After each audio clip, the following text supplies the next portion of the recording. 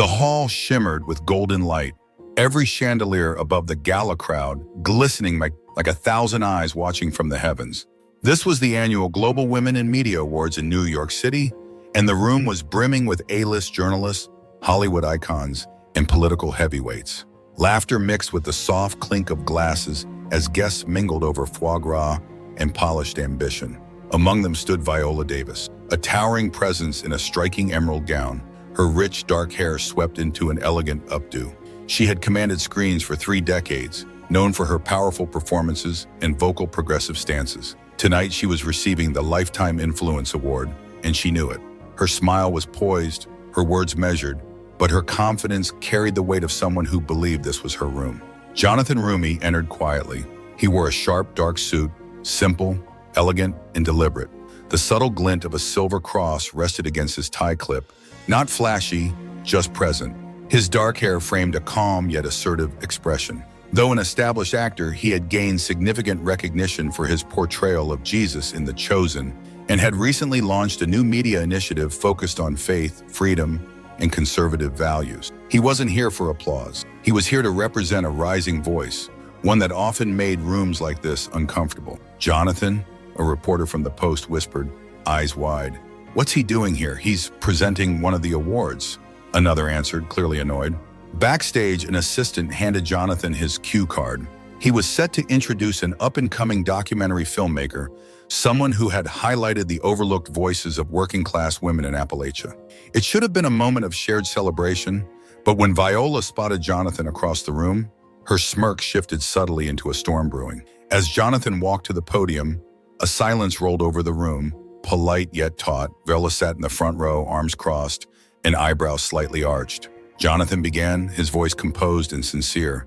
"Tonight we honor not only the stories told in comfortable circles, but also those told from cold towns, small churches, and kitchen tables that never make it into elite headlines." The applause was scattered, some clapping warmly, others hesitating. Viola's smirk returned. When the time came for her acceptance speech, she stood with queenly grace and moved to the microphone, giving Jonathan a passing glance that held just a flicker of disdain. "Thank you," Viola began, "for this recognition of truth-telling in media. Though today, truth seems selective, especially when it's spun by young performers with big platforms." The crowd laughed, not all, but enough for the echo to sting. Jonathan didn't flinch, his eyes locked on Viola's, and though he remained seated, the story was only just beginning. A few uneasy laughs rippled across the ballroom, but the tension hung in the air like humidity before a summer storm. Jonathan's name wasn't spoken outright, but everyone knew who Viola had meant. Young performers with big platforms. It stung, and it was meant to. Viola, with her decades of media dominance, had just drawn the first line in the sand. Her delivery was velvet-wrapped steel, polished and casual, but the intent behind it was sharp as a knife. Jonathan didn't blink. He sat back in his chair, his fingers brushing lightly against the silver cross at his tie clip. He'd faced worse, demanding directors, critical reviews, viral smears. But what made this moment different was the smirking approval on many of the faces around him. These were the same people who claimed to champion diverse voices, just not his. Viola continued her speech, speaking of truth and values and the duty of media to confront lies. No matter who holds the microphone, a few heads turned toward Jonathan as if on cue. He smiled faintly, not amused, not defensive, just focused. He didn't interrupt. He listened. When the speech ended, Viola received a standing ovation. Jonathan clapped politely but briefly, then stood as the host approached him backstage. "He went in," the host whispered with a wince. "You okay?" Jonathan nodded. "I've been underestimated before." Backstage, his phone buzzed. A dozen texts from friends and conservative colleagues. "He just called you out. Want us to respond?" He poked the wrong person. "Let us post something." But Jonathan didn't answer. Not yet. 10 minutes later, the host returned to the stage to begin a panel discussion titled "Voices Across America, Media in a Divided Nation." To the surprise of the audience, the panel had been adjusted. Viola and Jonathan were now both listed. As the two walked onto the stage and sat opposite one another, the energy in the room shifted palpably. Viola still held the room's favor, but Jonathan held something else: readiness. The moderator cleared her throat. "Let's begin with the topic of generational responsibility in media. Mr. Roumie, would you like to start?" Jonathan took the mic with calm confidence. Sure, he said, eyes locking on Viola. Tonight we've heard a lot about truth, but truth doesn't belong to one generation, and it's not earned by airtime or awards. It's something you stand for, even when it's unpopular, especially then. The crowd grew quiet. Jonathan wasn't here to yell. He was here to challenge. I may be known for a particular role, he added, but I don't need a media empire behind me to know the difference between authentic storytelling and narrative control. Viola leaned back, lips pursed. The audience wasn't sure whether to cheer or wait, but one thing was certain. Jonathan had just taken his first step to flipping the room. Viola adjusted the microphone in front of her smile still composed but now tinged with tension.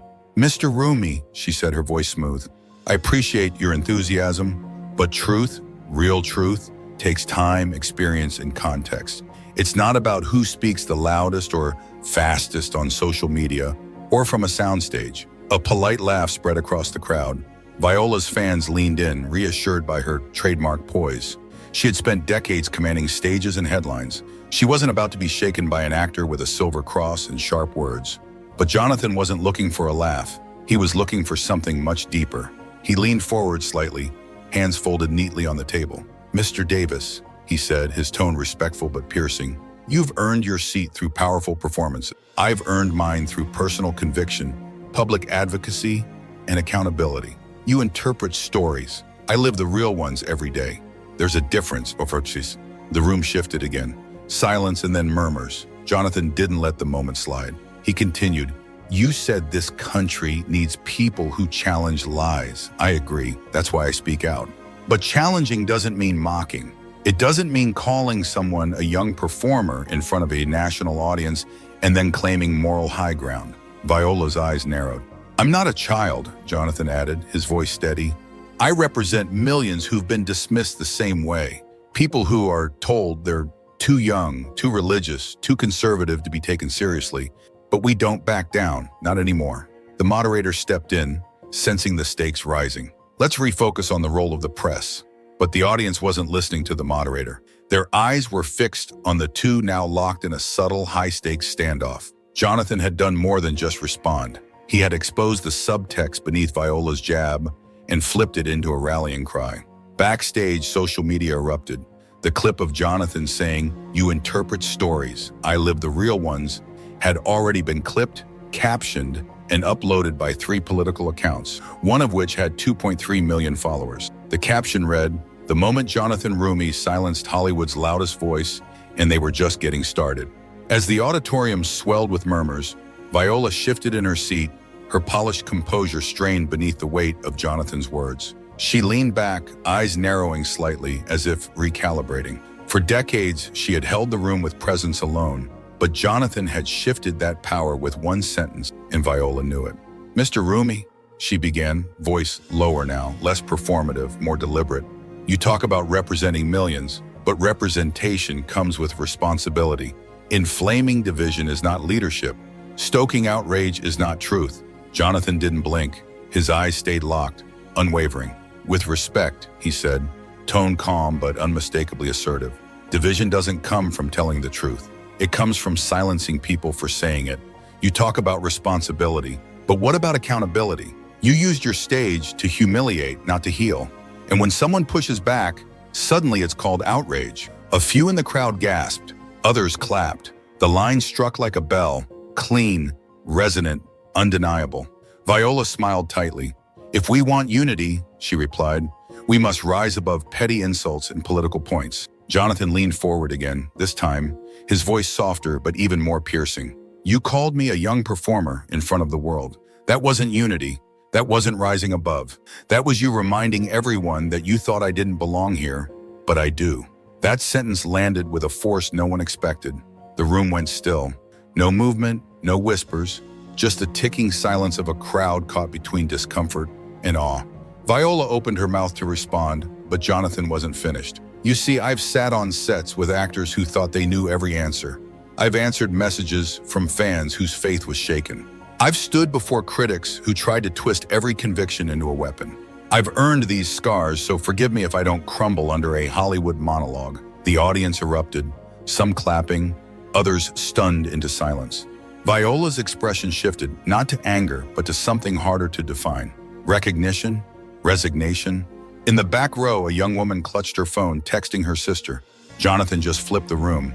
Viola's not the center anymore. And she wasn't. Jonathan sat back, composed, his silver cross catching the spotlight. No longer a background symbol, but a quiet signature of strength. He hadn't just countered the insult, he had claimed the stage. The moderator cleared his throat, voice shaky. Shall we move on to closing remarks? But it was clear the conversation had already changed. The moderator hesitated for a second longer, scanning the crowd as if unsure whether to move forward or let the room breathe. But Jonathan had already taken control. His words lingered like smoke in the air, thick with meaning, impossible to ignore. Viola, ever the seasoned performer, adjusted her posture, folding her hands gently in her lap. The smile she wore now was thinner, measured. "You're eloquent, I'll give you that," she said, her tone smooth, but a note of strain curling beneath. But speaking well doesn't mean speaking wisely. There's danger in rhetoric, especially when it rallies more heat than light. Jonathan didn't rush to respond. Instead, he looked directly at the audience, scanning the faces, some beaming, some uncertain, all waiting. "Heat," he repeated softly, then turned back to Viola. "Sometimes heat is exactly what's needed to melt the ice around the truth." The crowd stirred. The metaphor struck deep. Jonathan leaned forward slightly. "You said earlier that leadership is about lifting people up. I agree, but it starts by not looking down on them first." The audience murmured louder now, shifting energy in the room like a tide turning. Even the moderator glanced toward Viola almost expectantly. Viola held her ground, but her shoulders tensed. "I never look down on anyone," she said, the edges of her words sharper now. "I've used my platform to speak up for women, for children, for the marginalized. And that's noble," Jonathan said quickly. "But when you dismiss a younger man in front of millions for simply disagreeing with you, when you call him a young performer instead of engaging his ideas, that's not advocacy. That's hierarchy disguised as progressive enlightenment." A quiet gasp spread through the audience. "I came here tonight not just to defend myself," Jonathan added, "but to defend the millions of so-called young performers out there who are told to wait their turn, tone it down, or stay in line. I won't do any of that, and they shouldn't have to either." Silence gripped the room again, this time heavier than before. The moderator, sensing the weight of the moment, slowly nodded. "Powerful words, Mr. Roumie. Mr. Davis, would you like to respond?" Viola looked at Jonathan, this young, sharp, unshakable man seated across from her. For the first time all night, her answer didn't come quickly. Instead, she reached for her glass of water, took a slow sip, and exhaled. "No," she said at last, her voice quieter. "Not yet." That silence spoke louder than any comeback. Jonathan sat back again, his face composed, but his eyes unwavering. He had done more than survive the confrontation. He had shifted the dynamic. This wasn't just a debate anymore. It had become a reckoning. The moment hung in the air like the final note of a symphony, vibrating, unresolved, but impossible to ignore. Viola's silence, her simple "not yet," echoed more than any retort she could have crafted, and the audience felt it. The moderator glanced between the two, unsure whether to intervene or allow the silence to settle deeper. But the room, for once, wasn't restless. It was riveted. Jonathan adjusted the mic before him slightly, then turned not to Viola but to the audience. "You see, when someone with power pauses," he said gently, "when they hold their words instead of rushing to fill space, it tells you they're thinking. It tells you they're wrestling with what was just said." A few in the crowd nodded, others simply stared. "Tonight wasn't about attacking," he continued, "though I knew that's how the headlines would frame it. I came to have a conversation, not just with Viola, but with the people watching who are tired of being told experience equals wisdom and youth equals ignorance." He paused, his fingers tracing the edge of the table. "I was raised to respect people, not titles. I've been underestimated in every room I've walked into since I was a struggling actor. I've been called unqualified, too ambitious, too opinionated, too loud, but I've also been right more times than I can count." There was quiet applause from the right side of the stage, then more from the back. Jonathan's voice dropped just a little, personal now. "And let me tell you, being right while being young is one of the loneliest positions you can be in because it forces others to confront truths they weren't ready for." The crowd grew louder now, some rising to their feet. Cameras flashed. Social media was already lighting up with hashtags. Across from him, Viola still hadn't spoken, but her expression had softened. Something in Jonathan's words had reached her, not just as an opponent, but as a woman, a leader, someone who'd once fought for her own voice in rooms full of judgment. The moderator leaned forward, his voice steady. "Mr. Roumie, you've clearly struck a chord. Would you say you're trying to redefine what power looks like in this generation?" Jonathan smiled, not smugly, but with quiet conviction. "I'm not trying to redefine power," he replied. "I'm trying to remind people who really owns it." The audience erupted. Applause rolled like thunder through the studio. It was no longer a contest of words. It was something more, a shift, a crack in the structure. And in that moment, Jonathan Roumie stopped being the young actor on the defensive. He became the voice of a generation who'd had enough of being silenced. Backstage after the broadcast, the air buzzed with the energy of something extraordinary. Staff scrambled, producers whispered, and camera operators checked their feeds, already prepping clips for the evening news. But in the middle of it all stood Jonathan Roumie, composed but undeniably changed. He'd faced Viola Davis, a cinematic icon, a cultural force, and walked away, not just unscathed, but victorious in a way few had ever witnessed. Not by shouting, not by personal attacks, but by commanding truth like a blade, precise, sharp, and controlled. Outside the CNN building, a small crowd had already gathered. Reporters with handheld mics shoved toward the velvet rope, shouting questions. "Jonathan, did you expect that reaction? Did you mean to silence Viola? Are you considering running for office?" Jonathan paused at the glass doors, his reflection staring back, his dark suit immaculate, the silver cross on his tie clip catching the soft glow of the lights. He stepped out to the press line and held up a hand, not to wave, but to ask for silence. And to everyone's surprise, they listened. "I didn't come here to win," he said firmly, eyes locking with the closest camera.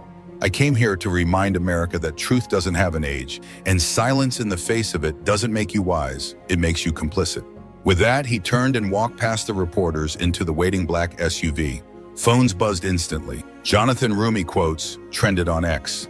One clip of him saying, "Truth doesn't have an age," was viewed 2 million times before midnight. Meanwhile, inside the studio, Viola sat in her dressing room, staring into the mirror. She wasn't angry, she wasn't shaken, she was thoughtful. "He was prepared," she murmured to her publicist. "He wasn't playing for applause. He was playing for legacy." Back at his residence, former President Trump watched the footage on loop. "Now that's conviction," he mused to an aide. "Get him on the phone. I want him at a rally next month." His voice held a rare tone, respect, genuine admiration. That night, as Jonathan lay in bed, his phone lighting up with texts from governors, lawmakers, and conservative influencers, he realized something had shifted. No longer was he just an actor known for a role. He was becoming a symbol of conviction, of faith, of unapologetic truth. He opened a message from a 19-year-old political science student. "You made me believe I can speak up. You made me believe I matter." Jonathan smiled, eyes stinging slightly. This wasn't just a moment, it was a movement. The following morning, Washington, D.C. pulsed with a different rhythm. Even if Jonathan himself was back in his own city, the air itself seemed sharper, more alert, as if the cultural conversation had just been jolted awake. Across networks, newspapers, and social media, Jonathan Roumie's name wasn't just a trending topic, it was a cultural lightning rod. At 8 a.m., Jonathan's agent was already fielding calls. Promoters, news outlets, and even political PACs were clamoring for his time. "You did it, Jay," his agent practically yelled over the phone. "I haven't seen someone silence Viola Davis since, well, never." Meanwhile, inside Viola's Upper West Side townhouse, the actress sat at her kitchen counter, tablet in hand, watching clips of last night's broadcast. She watched herself retreat, watched Jonathan hold his ground, watched the world react. On a morning talk show, one liberal host tried to spin the narrative. Viola showed grace under pressure. She didn't need to stoop. But another co-host interrupted. Maybe she simply got out-argued. Let's not confuse poise with passivity. At that moment, a message popped up on Viola's tablet. An open letter published in The Atlantic titled, "The Night Jonathan Roumie Rewrote the Rules." It read, "What we saw last night was not just a debate. It was a seismic shift. Youth challenging legacy, clarity eclipsing prestige. Jonathan Roumie walked into a lion's den and didn't roar," he reasoned. And in doing so, he showed that in America, respect is earned not by status, but by courage. Viola sat back, exhaled, and closed the tablet. That afternoon, Jonathan met with his publicist to draft his statement. He didn't want it to gloat. He wanted it to remind. His final quote read, "Last night wasn't about winning a war of words. It was about proving that anyone, regardless of age or background, can speak truth to power and make the room listen." The statement hit every major network by evening. That night, conservative rallies lit up with placards reading, "Jonathan speaks for us." On X, the #Roumie effect trended globally. College students shared videos saying, "I used to be scared to speak in class. Not anymore." And at a cafe in Iowa, a middle-aged woman placed her hand on her daughters and said, "This is the kind of leader we've been waiting for." Jonathan stood at his hotel room window later that evening, watching the city glow against the night. He didn't feel victorious. He felt responsible. His phone buzzed. A message from Trump's team. "President Trump just saw your statement. He thinks you are not just our future, Jonathan. You're our now. He'd like to invite you to the White House for a discussion on faith and media next week." He didn't reply. He simply looked at his reflection in the glass. The silver cross on his tie clip gleamed faintly. No longer just a symbol of faith. Now it was a signature of strength. The media storm didn't die down after the press conference. It surged. Jonathan Roumie's clash with Viola Davis became more than a viral moment. It was now a symbol in America's culture war. Conservative voices heralded Jonathan as the one who silenced Hollywood arrogance, while liberal commentators accused him of disrespecting an American icon. But Jonathan didn't flinch. He expected the storm, and he was ready to ride it. That night, he sat in his hotel room alone, except for the soft hum of a desk lamp. On his phone, a flood of emails and messages blinked. Praise from supporters, interview requests, angry critiques from celebrity outlets. Trump himself had called earlier, his voice booming with approval. "You didn't just stand your ground, you dominated. That's why I think you should consider a deeper dive into public advocacy." But something deeper stirred in Jonathan. He scrolled through a thread titled, "Real America Speaks." One post caught his attention, a mother from Iowa, thanking him for defending traditional values in a world where Hollywood lectures us instead of listening. Another came from a retired veteran. "You said what we all feel but are too afraid to say." Jonathan leaned back, letting those words wash over him. It wasn't just about Viola, it was about the people, the forgotten ones, and he had become their voice. Suddenly a call came in. It was from the governor of Texas. "Jonathan," he said, "we're planning a town hall on free speech in media and entertainment. We want you to lead it." His mind raced. A televised forum, live debates. He was no longer just responding to conflict. He was shaping the narrative. The next day, he flew to Dallas. When he arrived at the packed venue, cameras clicked and reporters swarmed. "Mr. Roumie, what message do you have for the entertainment industry?" one shouted. He didn't stop walking, but replied clearly, "Art is powerful, but so is truth. And it's time truth got a microphone too." Inside, he stepped onto the stage. A massive screen behind him lit up with the words, "Voices of the people, truth versus celebrity power." As the lights dimmed and the audience hushed, Jonathan adjusted the small cross on his tie clip and smiled. He was no longer just answering questions. He was asking them, and America was listening. As the event hall slowly emptied, the echoes of applause still hung in the air, like a memory refusing to fade. Jonathan Roumie stood near the stage, surrounded by a few reporters asking for statements, but he wasn't focused on the microphones or the flashing cameras anymore.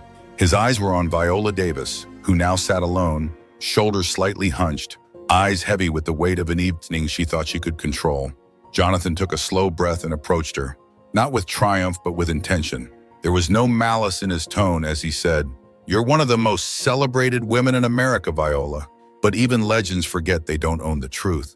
Viola looked up, lips pressed tightly, struggling to muster the composure she wore so confidently on stage just hours earlier. "I didn't expect that," she admitted, voice low. "That's the thing about expecting," Jonathan replied gently. "It often blinds us to what's real. You saw me as a mouthpiece for a party, but I'm more than that. I'm a man with convictions, a history, and a purpose." Around them, a few remaining audience members paused, suddenly observing the exchange. The once fiery debate had cooled into something far more human. Two figures, decades apart in age and experience, stood in the quiet aftermath of battle, no longer opponents, but figures in a deeper conversation. "I meant to challenge your art," Viola finally said, "not your soul." Jonathan offered a half smile. "But you did both, and that's why I pushed back. We can fight about public platforms all day, but when we start mocking faith, conviction, or the people we've never met. We're no longer arguing, we're diminishing each other. Viola nodded slowly. Maybe I needed to be reminded. Jonathan extended his hand. Then let this be the start, not the end. The actress looked at it, hesitated, and then took it. Cameras flashed again, capturing not a viral moment of conflict, but something rare, resolution. Later that night, Jonathan sat at his desk in his hotel room. The silver cross he wore had become something of a symbol in the media. Some called it defiance, others called it hope. To Jonathan, it was simply his compass. A message popped up on his screen from a senior advisor to the president. Jonathan, the president wants you to know your words are resonating deeply. You're not just an actor, you're a voice the country needs. Keep speaking with strength and grace. He smiled. On his desk, a new framed quote stood beside his Bible. It was a line he had improvised on stage that night, now circulating online as a trending hashtag. I don't need applause to be right. I just need the truth to stand. Outside his window, the city shimmered with late-night lights, alive with stories, struggles, and 1,000 voices trying to be heard. And somewhere in that vast noise, Jonathan Roumie's voice had found its place, not by shouting the loudest, but by speaking with courage when it mattered most. In a world where power often speaks loudest, Jonathan Roumie reminded us that clarity, conviction, and courage still cut through the noise. He didn't walk onto that stage to impress a crowd or chase headlines. He stood his ground to defend truth, principle, and the dignity of civil discourse. Viola may have thought she owned the spotlight, but Jonathan proved that real leadership isn't about performance. It's about purpose. This wasn't just a clash between generations or ideologies. It was a moment that exposed what happens when confidence meets conscience. In the end, Jonathan didn't just win the argument, he won the room. He won the silence, and he won the respect of those who know that integrity always outshines arrogance. Because sometimes the youngest voice in the room speaks the oldest truth. Jonathan Roumie didn't just stand his ground against a media titan. He completely shifted the conversation, turning a Hollywood insult into a rallying cry for millions. Whether you agreed with Viola Davis or felt every word Jonathan said, this moment just proved that conviction can beat prestige. If you want to keep watching the drama unfold as new voices challenge the established order, and for more deep dives into the cultural moments Hollywood doesn't want you to see, hit the like button, leave a comment below telling us who won this battle, and most importantly, subscribe to the channel. Don't miss our next video, where we break down the #Roumie effect's impact on Washington.